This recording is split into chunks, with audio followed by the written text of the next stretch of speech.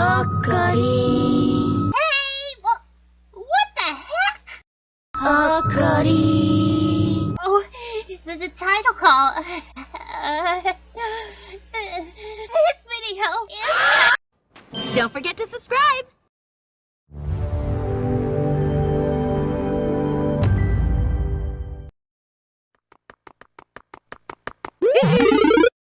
Nintendo! Pokémon! It's a battle, win or lose. It's the friends you make, it's the road you choose. You got the right stuff, so make your mind up. Find the courage inside of you. If you're strong, you'll survive and you'll keep your dream alive. It's the battle frontier. Pokémon, be the best you can be and find your destiny. It's the master plan. The power's in your hand. Pokémon.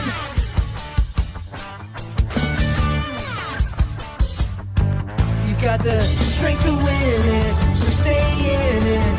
If you're smart, you can take it all. If you're strong, you'll survive and you'll keep your dream alive. It's the battle frontier.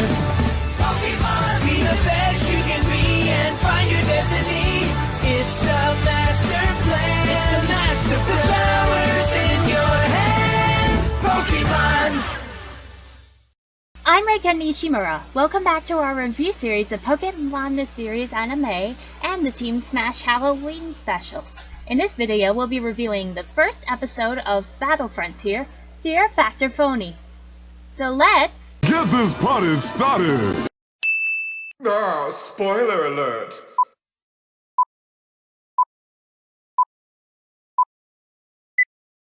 Fear Factor Phony! When the group loses their way again, Max looks at his Pokénav for the nearest Pokémon Center. Brock points out that they have to find shelter for the night before an approaching storm catches them. Pikachu seems to notice something in the distance and suddenly dashes off, leading the group to an abandoned town and connected mine. Brock suggests that the group should take refuge there, and two glowing eyes appear in the darkness, and slowly the ghostly apparition approaches the group, scaring them off. Watching from a platform, Team Rocket are rather feeling flat and hungry as they spot the twerps rushing away from something. Meowth notices the mine shaft and suggests ghosts might be inside, so the trio decides to investigate for themselves. The same pair of eyes and apparition appears once again. Team Rocket calmly reason that this may be indeed a ghost, and suddenly become terrified when it sticks its tongue out and screams at them. The group is taking cover in one of the abandoned buildings when Ash hears Team Rocket's cry, but no one else does. Everyone remains on edge from their earlier sighting, so Ash slowly looks out of the above window. Everything seems to be desolate as it begins to rain. Brock says that they should stay in this building for the night, which Max questions out of fear. Meanwhile, Team Rocket is still at the mine and wakes up from fainting at the sight of the ghost. Jessie wants to get moving, but she sees the rain outside. James complains that they have to wait the storm out with a goblin in their midst. Jessie laughs hysterically as she reasons that the ghost was merely a hunger-induced hallucination, and they agree. They begin to dance and sing about not being afraid of ghosts and start feeling better about the situation. Their revelry is interrupted with another encounter with the creepy apparition. Wobbuffet rushes out of the mine by himself. Still in a frightened state, Jessie and James release their Pokémon to combat the ghost. Unfortunately, both Survivor and Cacnea are too frightened by the ghost and dash back to their masters. James orders a pin missile to stop Cacnea's painful hug, but the attack passes through Haunter with no effect. It doesn't affect Haunter. Survivor uses Poison Tail. It doesn't affect Haunter, but it goes through as well and hits the shaft ceiling. Jessie then throws Meowth in a last-ditch effort and manages to hit the electrical box on the ceiling. Meowth is electrified and the shaft's lights all turn on, which makes the ghosts tremble and vanish in a swirling cloud. Jessie and James are surprised at this. Then they see a group of ghost Pokemon hiding behind a barrel. Team Rocket are angry at the Pokemon for their illusion, and Meowth threatens them with Fury Swipes. The Haunter, Shuffit, 2 Ghastly, and 2 Duskull cry out in protest. And Meowth says that they had a tough break. Ash and his friends are still inside of the building, now sleeping in their sleeping bags. May is the only one awake, still frightened from the run-in with the ghosts. Mysterious music starts to come from a nearby room, scaring May even more. She quietly tries to wake Ash from his deep sleep, but it's no use. She then screams, which wakes everyone up. They can also hear the music and explore the hallway. Finding the source behind a door, a horde of psychic Pokémon dancing to music from a phonograph. They also see an Abra sleeping with some kind of force field around it. May pushes to get a better vantage point, which causes everyone but Brock to fall into the room and make their presence unknown. The Pokémon flee, except for Abra, who remains asleep. Ash touches the field, but it powerfully knocks his hand back. Brock says that Abra must be using Safeguard while asleep, so Max notices a picture underneath the couch that Abra is sitting on. And on closer inspection, it is a photograph of the Psychic Pokémon with a group of miners. Leading Brock to think that the Psychic Pokémon helped with the local mining operation. Abra's force field begins to glow with a brilliant multicolored light. Brock realizes that Abra is showing them a flashback to when the townspeople abandoned the area and the Psychic Pokémon. Tears trickle down Abra's face as it recalls this sad moment. May figures that the Pokémon must have been cheering themselves up with music after feeling lonesome. Ash suggests that they should give the Psychic Pokémon their own little party, and the others agree. Later that night, the room is decorated and the group calls out to the Pokémon to come inside. All of the Psychic Pokémon return and start the festivities. Meanwhile, the Ghost Pokémon told Team Rocket that they all lived in the mine peacefully before the miners came and turned the area into a booming gold town. After they left, the Pokémon thought their troubles were over, but the abandoned Psychic Pokémon kept partying loudly in the mine. When the Ghost Pokémon could not stand it anymore, they formed the figure into a gigantic haunted to scare the Psychic Pokémon away. Upon hearing their plight, Team Rocket wants to side with the Ghost Pokémon and capture the Psychic Pokémon to use their mining skills to find gold. The next morning, Meowth is still running scared from the Haunter. He hears the music coming from the Psychic Pokemon's party and immediately falls in love with Curlia as it dances on the table. Wobbuffet rushes into the building, much to the surprise of Fashion Company, and presents a flower to Curlia as a gift. Curlia accepts the flower appreciatively, making Wobbuffet giddy with happiness. May remarks on the romantic gesture, but suddenly an explosion rocks the building. All the partygoers but Abra, who is still asleep in its safeguard bubble, run outside and come face to face with the giant Haunter. Once again, mechanical arms emerge from Haunter's mouth and snatch most of the Psychic Pokemon. The arms retreat to deposit the Pokemon in Haunter's mouth and emerge to knock Wobbuffet out of the way and snatch Curlia and Pikachu. Wobbuffet heroically jumps into the Haunter's new maw by itself to save Curlia. The Haunter's face begins to contort in discomfort as Jesse's voice chastises Wobbuffet for sabotaging their plan. The Haunter illusion explodes and reveals Team Rocket's new Mecha in the shape of a monster, as well as the Ghost Pokemon who disguised it. Team Rocket recites their ghost-themed motto, and Wobbuffet cannot help but do its part at the end. Wobbuffet then escapes the arm's grasp and jumps down to the cell holding all the Psychic Pokemon. Team Rocket says that their Mecha is immune due to electric and psychic attacks, and laughs when the trips demand the release of the Pokemon. Wobbuffet desperately tries to break the cell's bars with its arms but cannot. So Wobbuffet decides to break the bars with his head. Pikachu and his Psychic Pokemon comically run over Wobbuffet's body, but Curlia stays behind to show its appreciation. Jessie is shocked that her own Wobbuffet released the Pokemon from their prison. Meowth then directs the Ghost Pokemon to attack, and they launch a combined Shadow Ball at the fleeing Pokemon. Curlia springs into the air and blocks the Shadow Ball using Reflect before rebounding back at Team Rocket's Mecha, destroying it and blasting Team Rocket and Wobbuffet away, and Curlia notices the wilted flower that Wobbuffet handed her. However, the Ghost and Psychic Pokemon are about to get in a brawl. Ash tells Pikachu to use Thunderbolt, hitting the ground between the two feuding groups to stop them.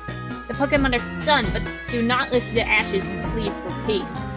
Brock notices Abra sleeping in its soundproof safeguard and formulates a plan. Later, the Psychic Pokemon are partying again with loud music coming from the phonograph, but it cannot be heard outside of the much larger safeguard bubble Abra has created. May commends Brock for his idea, and the ghost Pokemon agree. With both groups satisfied, the travelers leave the town, ready to take on the battle arena. Did you know that? This is the season premiere of Pokemon the series Battle Frontier. Battle Frontier replaces Unbeatable as the English dub opening, while Pokemon Go replaces it as the ending theme. This episode features the debut of the voice actors from the Pokemon Company International version of the English dub. Sarah Natochetty provides the voice of Ash, Michelle Knotts provides the voice of May, Jessie, and James Chimeco and Cacnea. Hazy Rogers voices Max, Bill Rogers voices Brock and Cecil Viper, and Jay Carter Cathcart voices James and Meow. Ken Gates also returns to the role as a narrator from this episode onward, and is now credited under his real name Roger Parsons. Matthew Mittler returns to the English dub, previously having voiced characters before quitting after Season 3. This episode uses an instrumental version of the Blossom Dance sequence from Pikachu's Rescue Adventure, the second Pikachu mini-movie. This was the first episode to premiere on Cartoon Network, which was in a primetime slot following the Pokemon Mystery Dungeon Team Go-Getters Out of the Gate special. This is the first episode of which there's no eye catch in the English dub. Stock footage of certain 4Kids voice actors were unused, namely the late 90 Blast theme for Drowsy, Kadabra, and Alakazam, Ed Paul or Ted Lewis for Hunter, and Eric Stewart for Hypno and Ghastly. James says these psychic Pokemon just want to rock and roll all night and party every day. It's a reference to the Kiss song Rock and Roll All Night, the chorus of which is I want to rock and roll all night and party every day. The title music for the English dub has changed from the ones used in all seasons. In the Japanese version, this music was used throughout Pokemon the series Ruby and Sapphire.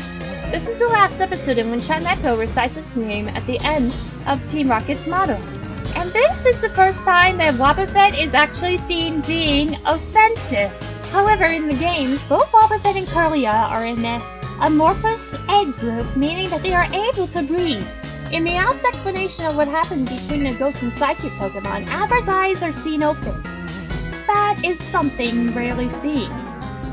When Ash and his friends enter the tunnel first and encounter the Haunter illusion, it can be heard saying its Japanese name, Ghost.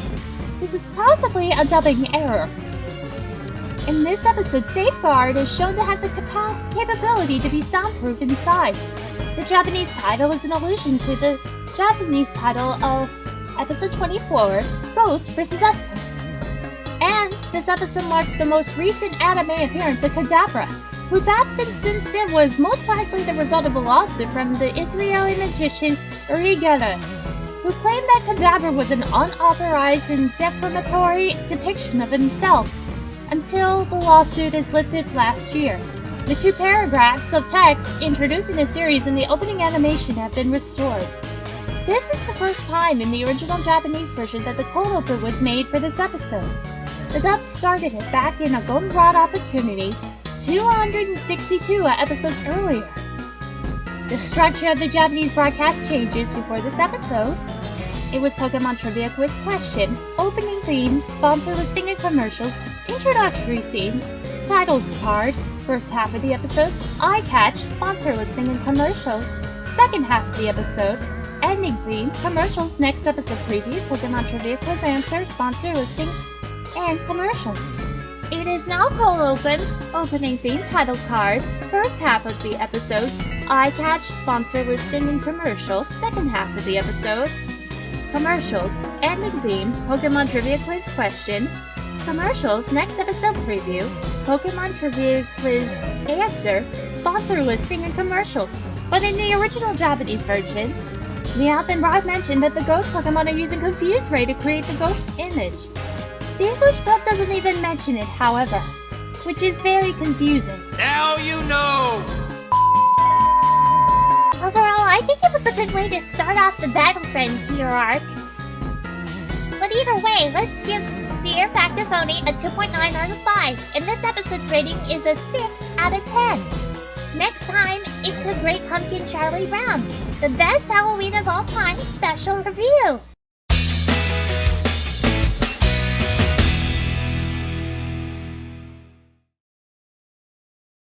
Thank you for watching. What do you think? If you appreciate the content, please be sure to super smash that like button and be sure to subscribe to our channel. And please be sure to follow us on Instagram or my DeviantArt. And don't forget to leave a comment because we really accept kind thoughts.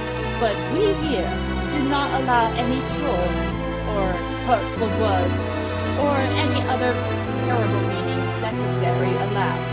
Otherwise, Ren Hoeing from Comedy Central's The Ren and Stimpy Show will hunt you down until the end of Earth. Keep that in mind.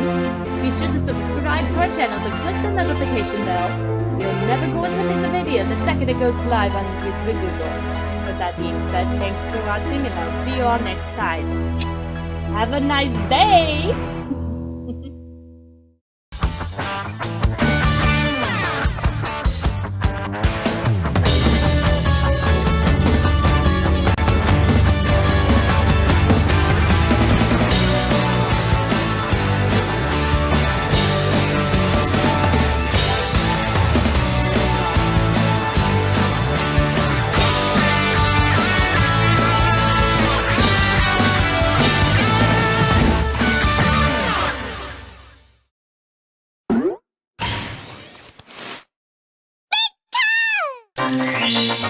Here we go!